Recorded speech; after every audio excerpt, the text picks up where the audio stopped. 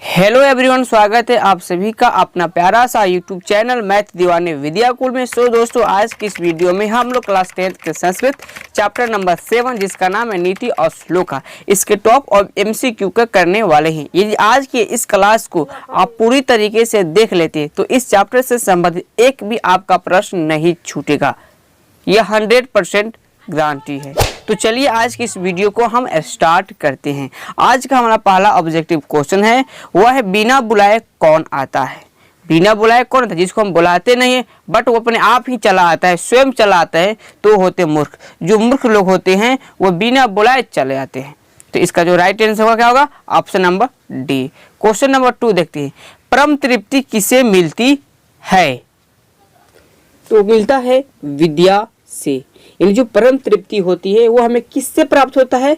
तो होते हैं हमें विद्या से, हम मतलब नॉलेज से हमें परम तृप्ति प्राप्त होता है। चलिए इसका जो क्वेश्चन नंबर 3 देखते हैं।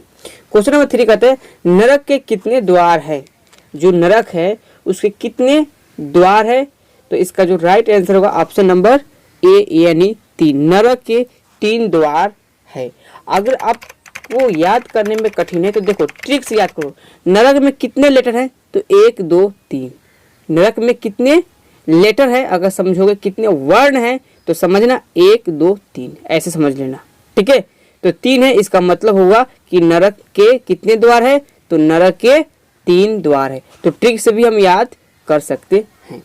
चलिए क्वेश्चन नंबर 4 देखते हैं। क्वेश्चन नंबर 4 क्या कहता है, निम्नलिखित में से कौन नरक के द्वार है? नीचे दिया गया है तो हम जानते हैं कि नरक के 3 द्वार है, तो इसमें आपको बताना है, दिए गए ऑप्शन में आपको यह बताना है कि कौन नरक के द्वार नहीं है। तो हम जानते हैं ऑप्शन नंबर ए काम, काम नरक के द्वार है, क्रोध भी है, लोभ भी है, लेकिन जो ऑप्शन नंबर डी है इसका क्या होगा? राइट आंसर होगा। तो ऑप्शन नंबर डी से क्या होगा? राइट आंसर होगा। नरक के तीनों के तीनों क्या है? द्वार है। चलिए क्वेश्चन नंबर 5 देखते हैं। क्वेश्चन नंबर 5 कहता है, विनय किसका नाश करता है? जो विनय है वह किस चीज को नाश करता है? तो वह करता है आकृति। आकृति को नष्ट करने वाला कौन है? वो है विनय। चलिए नेक्स्ट क्वेश्चन देखते हैं। क्वेश्चन नंबर 6, नीति और श्लोका पाठ में परम श्रेय किसे कहा गया है? जो नीति और श्लोका पाठ है उसमें बताया गया है कि परम श्रेय की बात किसको कहा गया है, किस चीज को परम श्रेय बोला गया है। तो इसका जो राइट आंसर होगा ऑप्शन नंबर ए यानी धर्म को परम श्रेय कहा गया है। क्वेश्चन नंबर 7, नीति और श्लोका पाठ किस ग्रंथ से लिया गया है? जो नीति और श्लोका पाठ है वो कहाँ से लिया गया है? तो इसका जो राइट आंसर होगा ऑप्शन नंबर बी यानी महाभारत से लिया गया है। चलिए क्वेश्चन नंबर 8 को देखते हैं। क्वेश्चन नंबर 8 क्या कहता है, विदुर कौन था? तो विदुर जो था वह क्या था? मंत्री था। विदुर क्या था? मंत्री था। क्वेश्चन नंबर 9, सभी जीवों के सत्य को जानने वाला कौन है? वह कौन ऐसा प्राणी है, वह कौन ऐसा चीज है जो हर जीवों के बारे में जानता है? तो उसका जो राइट आंसर होगा पंडित। पंडित जो है हर जीवों के सत्य को जानने वाला होता है। क्वेश्चन नंबर 10 है, दोष कितने प्रकार के होते हैं? तो दोष जो होते हैं वह 6 प्रकार के होते हैं। अब इसको कैसे याद करोगे? दोष से लास्ट में क्या है? तालाब है। कौन सा सा है बता दो? षटकोण वाला सा है। तो याद करना इस सा से षष्ठ, और षष्ठ का मतलब क्या होता है? 6। तो दोष कितनी है? 6 है। तो ट्रिक से याद करना है कि दोष में लास्ट में स है और स से षष्ठ होता है, यानी षष्ठ का मतलब कितना होता है? 6 होता है। चलिए नेक्स्ट क्वेश्चन देखते हैं। क्वेश्चन नंबर 12 है, क्षमा किसको मारता है? जो क्षमा है वो किस चीज को मारता है? चलिए बताइए इसका राइट आंसर। तो इसका जो राइट आंसर होगा ऑप्शन नंबर सी यानी क्रोध को। क्षमा जो है वह क्रोध को मारता है। चलिए नेक्स्ट क्वेश्चन देखते हैं। क्वेश्चन नंबर 13, कुल यानी वंश की रक्षा किससे होती है? तो जो वंश की रक्षा होती है वह किससे होती है? वो होती है आपका चरित्र से। किससे होती है? चरित्र से आपके वंश की रक्षा होती है। उत्तम शांति क्या है? उत्तम शांति क्या है? क्षमा, क्षमा। जो उनतप शांति है वो क्या है? वो है आपका क्षमा। चलिए नेक्स्ट क्वेश्चन देखते हैं, क्वेश्चन नंबर 15। कैसे पुरुष सभी जगह सुलभ होते हैं? यानी जो प्रियवादी व्यक्ति होता है वो हर जगह आसानी से मिल जाता है। दोस्तों यदि अभी तक आपने 1 से 6 तक के संस्कृत के ऑब्जेक्टिव टॉप ऑब्जेक्टिव एमसीक्यू को नहीं देखे तो प्लीज जाकर आप उसे देखिए इसके देखने के बाद, ताकि आपका एमसीक्यू में कहीं पर भी क्वेश्चन नहीं छूटे, ठीक है, और आप एग्जाम में मतलब अच्छे से अच्छे अंक प्राप्त कर सके, ठीक है। तो चलिए नेक्स्ट क्वेश्चन देखते हैं, क्वेश्चन नंबर 16। नीति श्लोका पाठ में कुल कितने श्लोक है?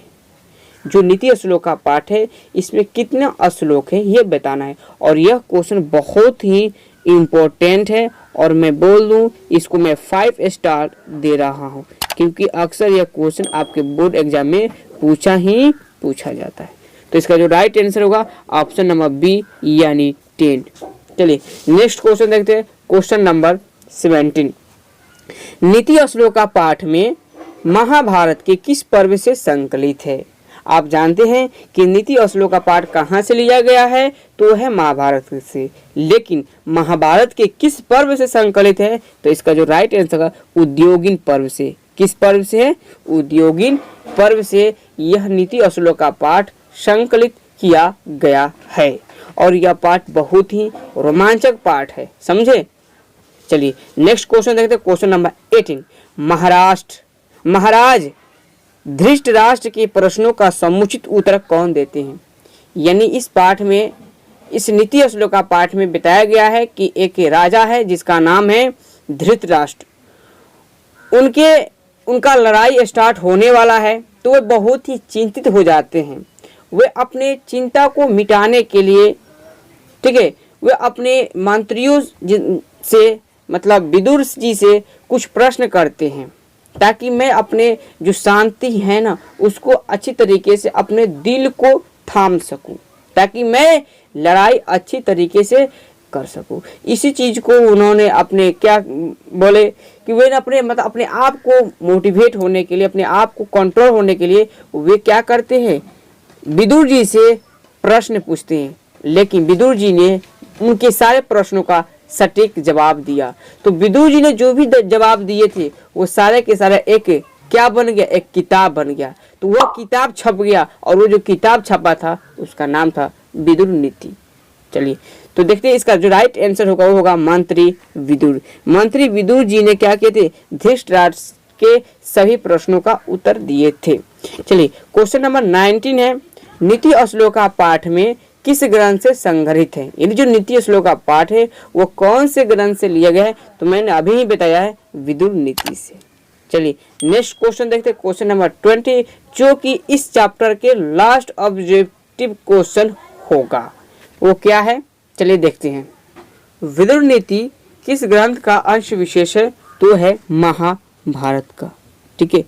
तो दोस्तों ये रहा आपके चैप्टर नंबर 7 के टॉप एमसीक्यू। यदि आप इस एमसीक्यू को अगर आपने कर लिया तो मैं निश्चित रूप से आपको मैं बता दूं कि आपके एग्जाम में इससे बाहर कोई भी ऑब्जेक्टिव क्वेश्चन नहीं छूटेगा।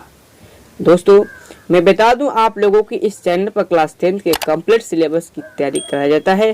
डेली आपको 8 AM में आपको वीडियो मिल जाएगा। तो मिलते हैं नेक्स्ट वीडियो में, तब तक के लिए जय हिंद, वंदे